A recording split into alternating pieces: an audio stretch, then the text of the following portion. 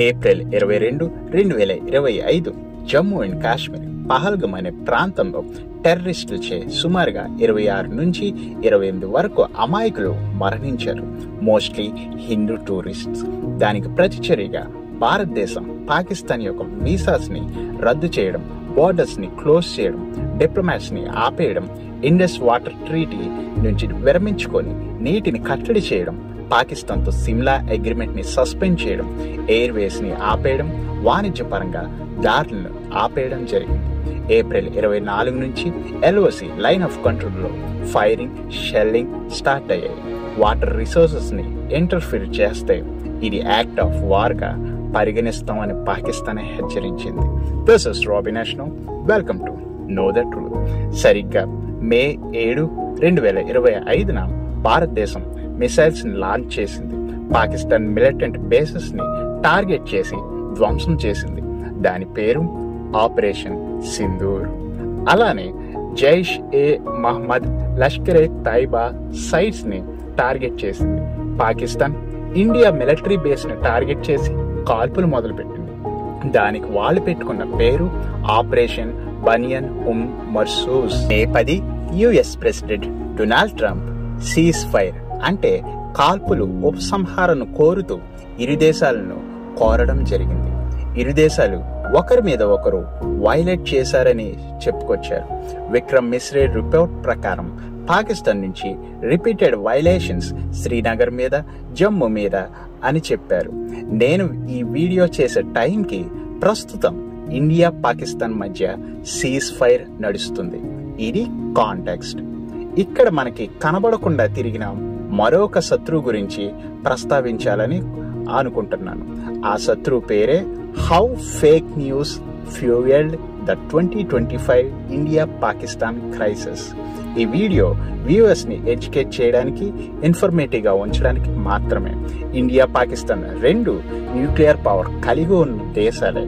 రెండు దేశాల మీడియా అంటే కొన్ని మీడియా నెట్వర్క్స్ యుద్ధాన్ని ఎక్సాజరేట్ చేశాయి. భారతదేశంలో కొన్ని ఛానల్స్ 50 మంది చనిపోయారు పాకిస్తాన్ షెల్లింగ్ లో అని విలపించాయి. వాస్తవానికి 15కి దగ్గరలోనే చనిపోయారు. పాకిస్తాన్ మీడియా మాత్రం ఇండియన్ ఎయిర్ స్ట్రైక్ లో 50 మంది సివిలియన్స్ చనిపోయారని చెప్పుకొచ్చింది. వాస్తవానికి 31 మంది మాత్రమే అఫీషియల్ గా కన్ఫర్మ్ చేశారు. ఇండియన్ మీడియా పేర్కొంది ఏంటంటే ఆపరేషన్ సింధూర్ లో 100 మంది టెర్రరిస్టులు చనిపోయారు అని చెప్పి క్యాంపులు తగలబెడుతున్న వీడియోస్ ని సర్క్యులేట్ చేశారు. కానీ తర్వాత అవి 2019 బాలాకోట్ ఫుటేజ్ అని తెలిసింది. పాకిస్తాన్ ఇండియన్ రాఫెల్ జెట్స్ ని పేల్చేశామని కొన్ని క్లిప్స్ చూపించి జనాల్ని తప్పుదారి పట్టించింది. ఎక్స్ లో అయితే ఫేక్ వీడియోస్ అనేకమైనవి వైరల్ అవ్వాయి. ఒక పోస్ట్ అయితే ఇండియన్ ట్రూప్స్ LOC ని క్రాస్ చేసి యుద్ధం చేసినట్టు CGA ఎఫెక్ట్స్ తో సర్క్యులేట్ అయింది. మరొక వీడియో పాకిస్తాన్ నుంచి సిరియన్ వార్ ఇమేజెస్ ని బేస్ చేసుకొని ఇండియా ఎంతో మంది చిన్న పిల్లలను చంపింది అని సర్క్యులేట్ అవ్వాయి. ఇవన్నీ నిజం కంటే వేగంగా స్ప్రెడ్ అయ్యాయి. అనేకమైన మీడియా ఛానల్స్ లో న్యూక్లియర్ వార్ జరుగుద్ది అని పెద్ద పెద్ద హెడ్లైన్స్ లో జనాన్ని భయభ్రాంతులు చేశారు. పాకిస్తాన్ న్యూక్లియర్ వెపన్ వాడుతుందని లేదా ఇండియా తిరిగే న్యూక్లియర్ బాంబ్ వేస్తదని ఎక్కువగా స్క్రోల్ అయ్యాయి. నాయకుల మీద ఎక్కువ ఒత్తిడి కలిగింది.